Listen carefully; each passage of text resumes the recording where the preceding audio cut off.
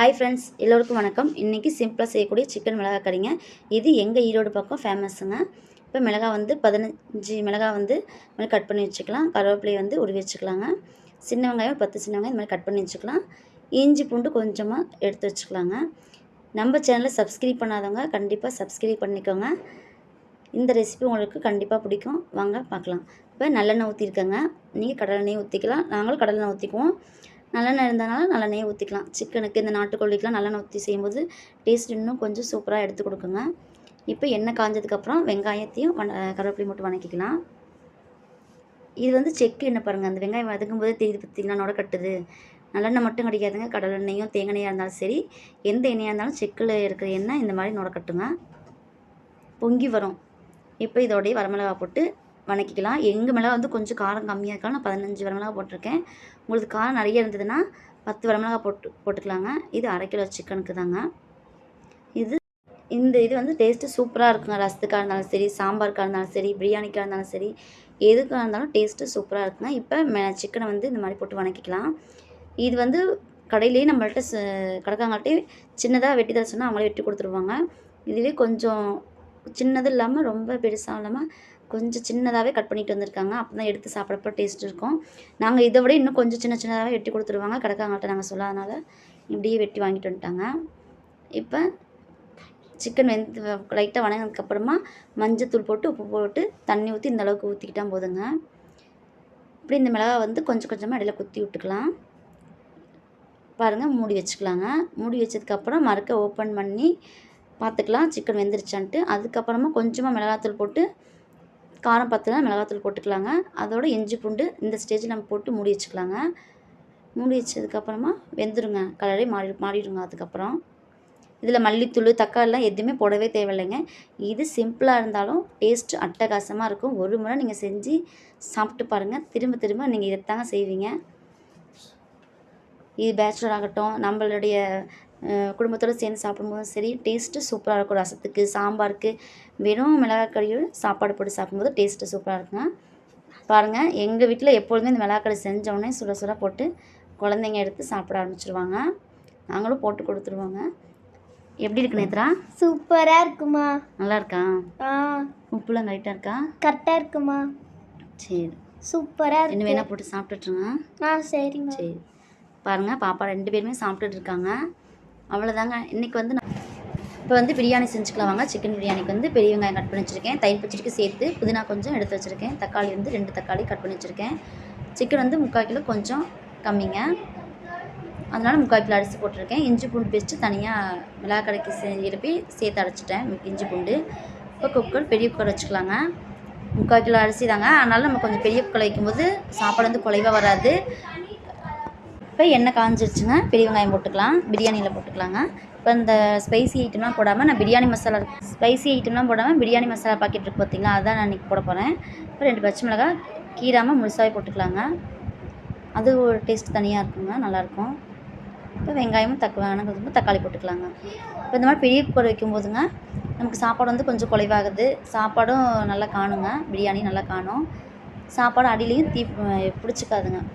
அதனால் நான் எப்போதுமே இந்த 1 கிலோவாக இருந்தாலும் சரி, 3/4 கிலோவாக இருந்தாலும் சரி, இந்த பெரிய குக்கரில் வச்சுக்கலாங்க. இது வந்து 1.5 கிலோ பிடிக்கிற குக்கருங்க. நம்ம 3/4 கிலோ சாப்பாடு செய்யணுங்க. அந்த மாதிரி குக்கர் வச்சோம்னா சாப்பாடு ஒன்றா ஒட்டி அது குழஞ்சி தான் போகும். இந்த மாதிரி செய்யும்போது டேஸ்ட் நல்லா இருக்குங்க. இப்போ நம்ம வந்து பாசுமதி அரிசி நல்ல பிரியாணி அரிசி இருக்கும் பார்த்தீங்களா, அதுவே தனியாக 1 kg நாங்கள் வாங்கிட்டோம். சாப்பாட்டு அரிசி தனியாக இல்லாமல் இது வந்து பிரியாணி அரிசி கொஞ்சம் நல்லா இருக்குங்க. அதனால் பிரியாணி அரிசி வாங்கியாச்சு. 1 kgயில் 3/4 கிலோ மட்டும் போட்டுக்கலாங்க. இப்போ சிக்கன் வந்து இதில் போட்டுக்கலாம், வணக்கிக்கலாம். இப்போ சிக்கன் வணங்கினதுக்கப்புறமா இஞ்சி பூண்டு பேஸ்ட் போட்டுக்கலாங்க.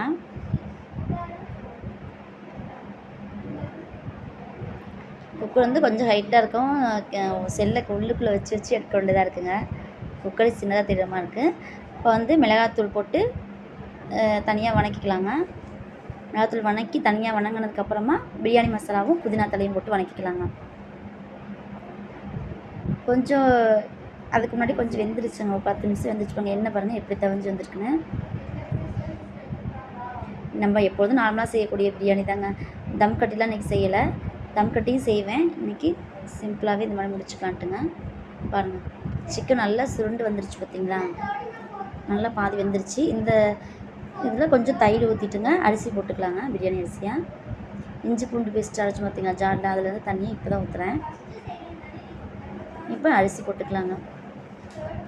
இப்போ செல் எடுத்துகிட்டு இப்போ வைக்கிறனால கொஞ்சம் கஷ்டமாக இருக்கணும், செல்லை கட் பண்ணிவிட்டு அரிசி போட்டேங்க. இப்போ தேவையான அளவுக்கு உப்பு போட்டு 4 டம்ளர் பிரியாணி அரிசிக்கு 9 டம்ளர் தண்ணி ஊற்றினா போதுங்க. மீடியம் சைஸ் டம்ளர் தாங்க. தண்ணி ஊற்றி உப்பு போட்டு இந்த மாதிரி எவ்வளோ அளவு தண்ணி வேணுமோ அந்த அளவுக்கு ஊற்றி வச்சுட்டேங்க. இப்போ கொஞ்சமாக நெய் ஊற்றிக்கலாங்க. கொஞ்சம் உப்பு பத்தலை, உப்பு போட்டிருக்கேங்க. உப்பு போட்டு குக்கரை மூடி வச்சு ஒரே ஒரு விசில் விட்டால் போதுங்க. பெரிய குக்கர் வச்சாவே சாப்பாட்டுக்குலாம் ஒரு விசில் விட்டாலும் போதுங்க. 2வது விசில் விடும்போது சாப்பாடு குழஞ்சிரும், அடியில் சாப்பாடு வேஸ்ட்டாகவும் போயிடுங்க.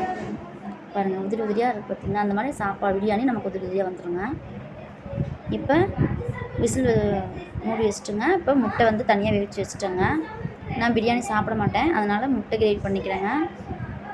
பிரியாணி சாப்பிடுவேன், பிரியாணியில் சிக்கன் பீஸ்லாம் சாப்பிட மாட்டேன், மட்டனுமே சாப்பிட மாட்டேங்க. முட்டை மட்டும் கொஞ்சம் சாப்பிட்டுக்குவேங்க. முட்டை தனியாக வேவிச்சு வச்சுருக்கேன். வெறும் பாயில் ரசமும் இருக்குதுங்க. வெறும் பாயில் பண்ணி முட்டை சாப்பிட்டுக்கலான்னு வச்சுட்டேன். கொஞ்சம் வெங்காயம் வச்சனால அதோட ஒரு தக்காளி கட் பண்ணிட்டேன். மறுபடியும் கட் பண்ணி முட்டை கிரேவியும் நல்லாயிருக்குங்க அப்படின்ட்டு. ரசம் வந்து நேற்று வச்ச ரசம் தாங்க, எனக்கு ஒரு ஆளுக்கு மட்டும்தான். அப்புறம் அவங்கெல்லாம் ரசம் ஊற்றிக்க மாட்டாங்க, அதனால் சரி கொஞ்சம் முட்டை கிரேவி ஆட்டம் பண்ணிக்கலான்ட்டுங்க. முட்டை வந்து வேவிச்சு தனியாக உரிச்சு வச்சுட்டேங்க. இப்போ வெங்காயம் தக்காளி மட்டும் போட்டு வதக்கிக்கலாம். கொஞ்சம் இஞ்சி பூண்டு பேஸ்ட்டும் போட்டுக்கலாங்க. இதோட கொஞ்சம் மிளகாய்த்தூள் மல்லித்தூள் கொஞ்சம் போட்டு மஞ்சத்தூள் போட்டு கொஞ்சம் தண்ணி ஊற்றி இந்த மாதிரி லைட்டாக கொஞ்சமாக ஊற்றினா போதுங்க. லைட்டாக தண்ணி ஊற்றினா போதுங்க. இப்போ முட்டையை போட்டு கொஞ்சம் கொத்தமல்லி தழையை போட்டு பரட்டி ஒரே ஒரு 2 நிமிஷம் கொஞ்சம் எண்ணெயில் திரிஞ்சு வந்ததுக்கப்புறமா ஆஃப் பண்ணிக்கலாங்க. இந்த முட்டை கிரேவியும் சூப்பராக இருக்கும். வெறும் ரசம் வச்சு இந்த மாதிரி முட்டை கிரேவி செஞ்சு சாப்பிட்டாலும் டேஸ்ட்டும் சூப்பராக இருக்குங்க. ட்ரை பண்ணி பாருங்கள். ரொம்ப பேசுகிறேன்னு நினைக்கிறேங்க.